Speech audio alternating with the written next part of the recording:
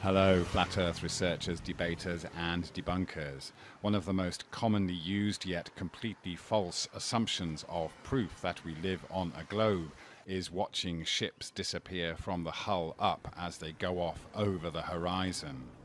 You may have heard people claiming that roads and rows of pylons appearing to bend down towards the horizon in the distance are also proof of curvature. And of course we all know that sunsets are supposed to be because the Earth is turning and we are watching the sun go down behind a curve. However, it can be easily demonstrated that these assumptions are merely descriptions to fit the narrative that we are on a spinning ball Earth, when in fact all of these observations can be made over a flat surface across a very short distance, which is what we'll see here, looking along this road on top of a dam. This is a straight stretch of road across the top of the dam, and then the road goes around the reservoir. Looking at it from Google Earth, I measured the distance from where I was stood with the camera to where it starts to turn off around the rest of the lake, and we got 650 meters, so just over half a kilometer. Not very far at all. So by putting the camera on the ground, we get a similar perspective to that of someone standing on the shore watching a ship go off into the distance across the sea. Keeping in mind that while any surface in nature can be flat, it will always be rugged and never completely smooth like an artificial surface.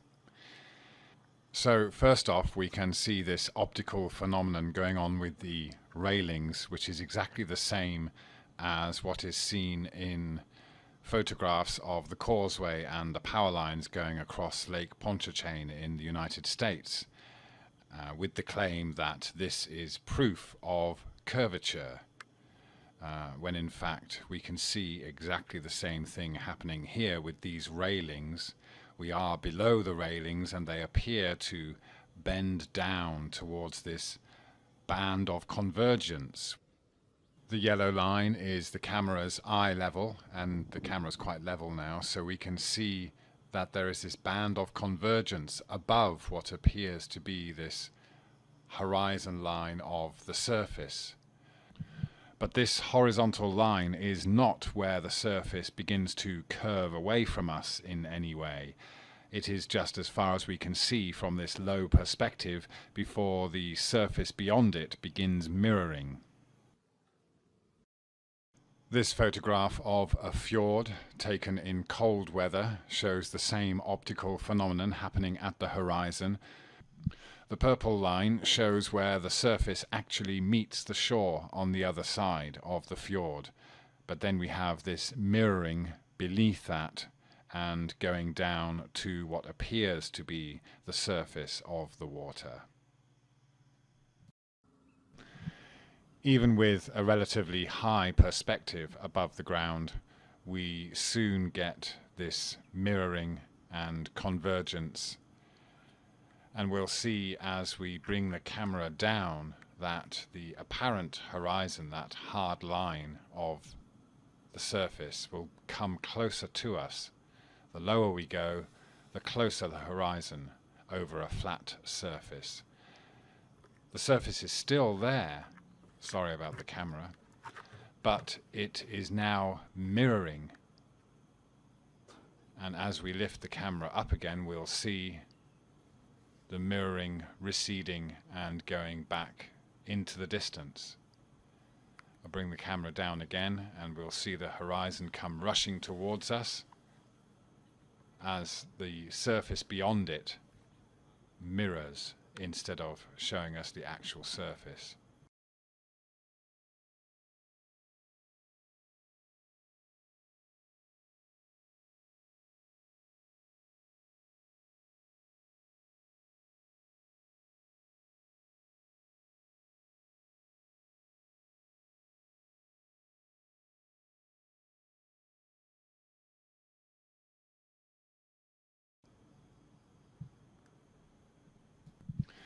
This is why some people will claim that there is a drop in the horizon over distances and that the surface does not appear to rise to eye level, when in fact it does, and the horizon is always at eye level at any height.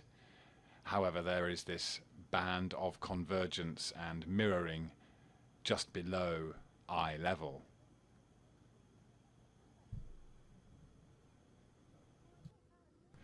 So when we look across a vast ocean or across a blanket of clouds from high above, we eventually see this convergence, but there is no background color like there is here with the trees.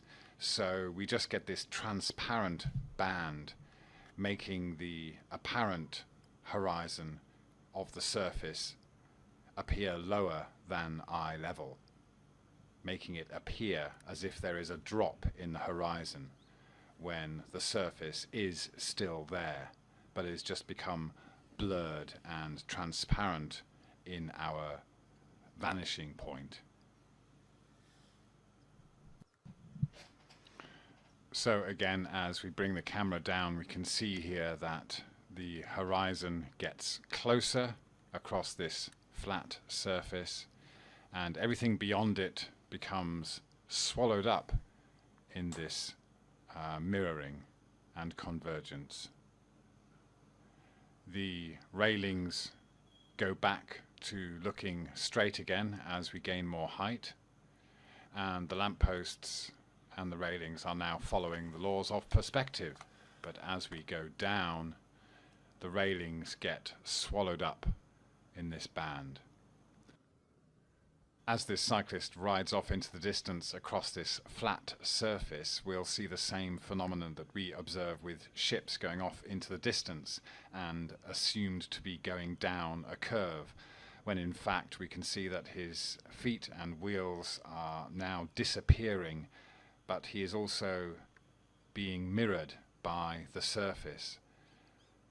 So we have the surface mirroring half of that, and the actual rider still on the surface and being observed, even though we cannot see his lower half very clearly. And as he gets further away, there'll be this kind of separation of the two, and we are left with just this top half that seems to be floating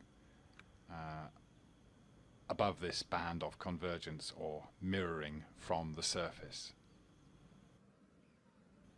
And this, we will see in a moment, is what we actually see at sunset. We see the sun not going down below this apparent horizon of the surface, but we see first this mirroring, and then as it gets further away, it just disappears, just like the cyclist. I'm going to raise the camera and the cyclist will pop back into view, even though he's on a flat surface. There he is. And you'll watch him go round the corner to the left in a second. So this shows that giving ourselves a little extra height over a flat surface will allow us to see a sunset twice. We don't have to be looking down the curve of a ball. There's going to be an arrow that pops up here, and I'm going to show you right where this arrow points is where the true horizon line is. This is the sun reflecting off the water that's past that water line. That is your true horizon line. And as the sun sinks or appears to sink, it's not really sinking. But what I want you to do is pay close attention to the size of the sun right now and watch how it blends into its own reflection. It's basically going to disappear into its own reflection. It's going to get smaller within its own reflection. People say that, oh, if the earth was flat, well, you would see the sun get smaller and smaller and smaller. Well, when it gets to this point, it does get smaller, but we don't see it with our naked eyes. And this is why I've done this zoom in video. Now, what you'll see is right here, this is where the magic's gonna begin. Because if you watch it on each side, it's going to actually get smaller. It is blending into its own reflection. And you don't notice this standing on a shore because most of us, again, we are just in awe of such a beautiful sunset. Now, with the camera zoomed in, everything does go black around the sun, and it looks like a black hole. And all the light is in the center of that black hole. So it ain't really a black hole, it's a light hole. And I put out a different video, and I think I called it Window into Heaven, and I actually showed this, but I didn't really even notice it myself back then. But now, what I'm going to do is I'm going to put another arrow here. It was a little windy that day, but I waited till this video settled down a little bit, and I put another arrow here to show you where that actual horizon line is. It is there. So what you're actually seeing is the sun is shrinking into its own reflection, and nobody realizes this. Nobody sees this. Now, at the point that I put right about here, actually, is I used the zoom tool.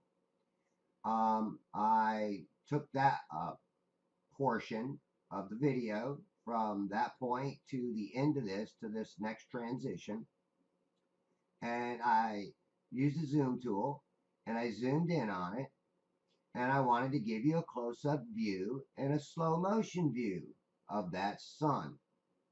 Now this is the sun, and it's going to slowly disappear. It's going to do a magic act. It's going to do an illusion.